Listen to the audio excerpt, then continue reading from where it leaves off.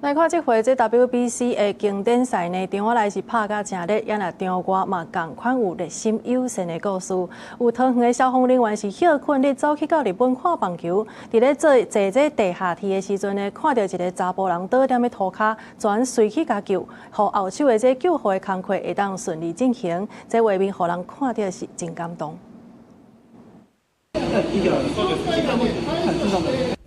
用练等的日语甲查无员对话，时间真宝贵，因为即马即个日本男性雄雄分气叫袂醒。来自台湾的消防人员虽然人伫日本，依然发挥救人的精神。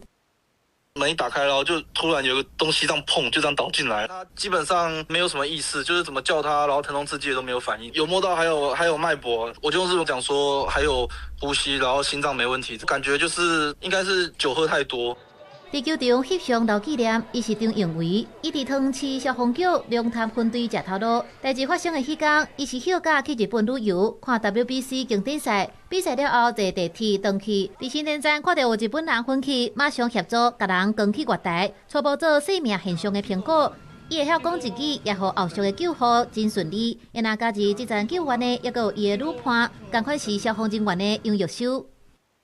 像平常一样，就是先确定他的有没有呼吸跟脉搏嘛。如果没有摸到的话，就是我们会直接是做 CPR 这样。急救没有分在哪个地方啦。然后如果看到有民众就是有发生什么事情，我们的本能就是会想要主动去帮忙。 两个人伫外地面对雄雄发生的状况，完全无丢毒，协助完成跨国救援。因真谦虚，讲就是本能的反应。即马经典赛拄煞过，毋那热情的台湾奥运团体东京巨蛋，两个人徛出来救人的行为，也体现台湾消防人员的专业甲帮助人的精神。记者综合报道。